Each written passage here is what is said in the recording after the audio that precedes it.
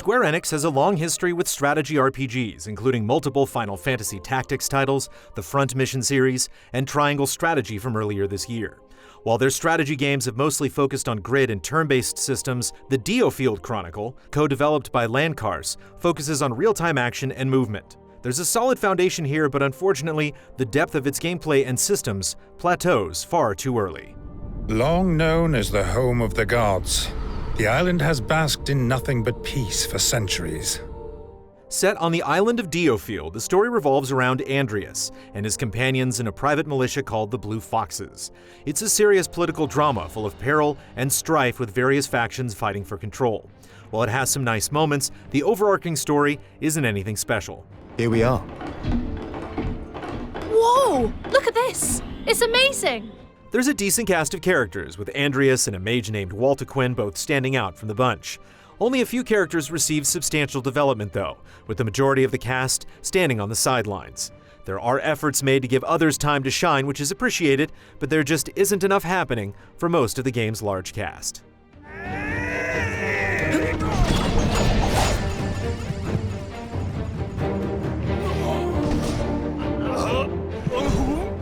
From a presentation standpoint, the DioField Chronicle gives a clear impression that it was produced on a lower budget. Aspects such as character models and environments look fine, but most of the plot is delivered by a detached narrator and still imagery. There are some nice interactions between characters and a few key narrative scenes, but much of the plot consists of describing events from a distance, when it would have been far more effective to actually be able to witness these moments play out in real time. Levantia's now limp hand bears the mark of the blessed, proof of his rightful claim to kingship. Unlike other strategy games from Square Enix, combat plays in real time, as you can freely move or attack with any unit. This may seem overwhelming at first, especially with a controller, but it works well thanks to a few key functions like being able to select all your units at once, holding a button to highlight specific units, or being able to quickly cycle through units with the shoulder buttons. Additionally, you can only have 4 units on the field at a time, and you can pause combat anytime to collect your thoughts and strategize, making controlling all your units very manageable. Here I go! On the field, there are 4 unit types at your disposal. Melee fighters like tanks or assassins, cavalry that ride horses or dragons to move quickly across the battlefield, sharpshooters that focus on long-range targets, and mages that can cast offensive or defensive magic.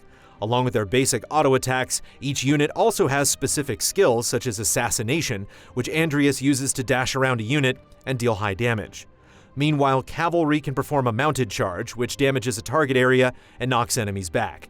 Each unit can also be assigned a subunit, allowing you to harness additional skills, adding some nice flexibility.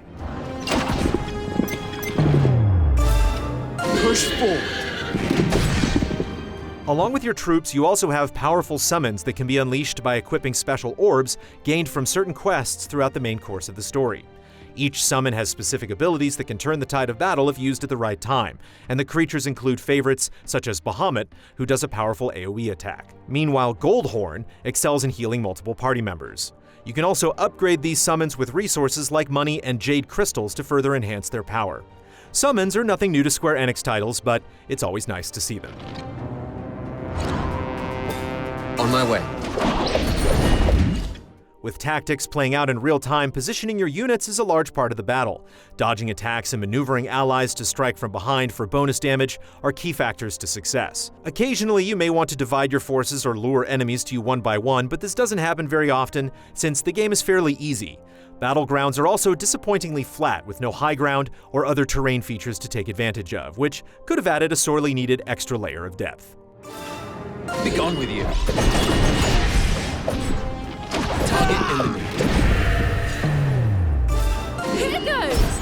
Missions play out as you'd expect, with plenty of enemies to defeat and battles that specify different win conditions. There's a fair amount of enemy variety, including knights, wolves, and giants. Bosses and elite units have multiple health bars requiring some extra effort, but they're still not too tough to take down. As for objectives, you end up doing the same 2 or 3 types of tasks for the majority of the game, such as capturing towers or defending barracks. There's rarely any goals or scenarios that feel unique or surprising. There's also bonus objectives for each mission, granting additional rewards, but these are always the same. Finishing the mission within a time period, not letting any party members die, and finding a treasure chest. Overall, the core combat system works well for what it is, and optional incentives are nice, but DioField's lack of depth and variety is felt across the board. On my way. Target eliminated. Very well. Between missions, you spend your time at the headquarters for the Blue Foxes, which serves as the game's hub. Here you can buy new equipment, invest in upgrades, and chat with characters for lore and side quests. One of the most important features here is the Institute, where you can upgrade special attacks and summons and invest in developing powerful new weapons. There are also 5 ranks tied to your base to upgrade too. For instance, if you improve your meal rank, the first tier reduces the damage received by all units by 3%. Likewise, upgrading the shop tier unlocks new items to purchase. Along with everything tied to the Institute, each unit also has passive perks to upgrade, like increased attack speed. Investing in the hub feels worthwhile, and there are some welcome extra features, such as being able to replay missions and rewatch cutscenes. I prefer my own company when picking out unsuspecting targets. Would you not think it'd be better if we worked together? The DioField Chronicle establishes a decent framework for a fresh new strategy franchise with a solid, streamlined control scheme, but it's not quite fleshed out enough to keep gameplay interesting until the end. The lack of a more dynamic story and a flat presentation don't help either. Despite its flaws, there's still some fun to be had here if you're looking for mechanics that tread different ground from the usual Square Enix tactical fare. Hopefully, it will do well enough to get a sequel that can realize its full potential.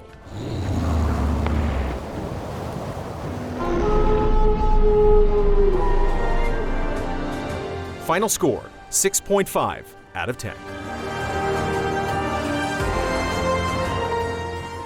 Want to get more of our thoughts on games beyond reviews? Check out our Frame Trap podcast every other week with deep dive discussions on what we're currently playing. Everything we do is made possible by generous viewers just like you. Check out patreon.com/easyallies to help us make more.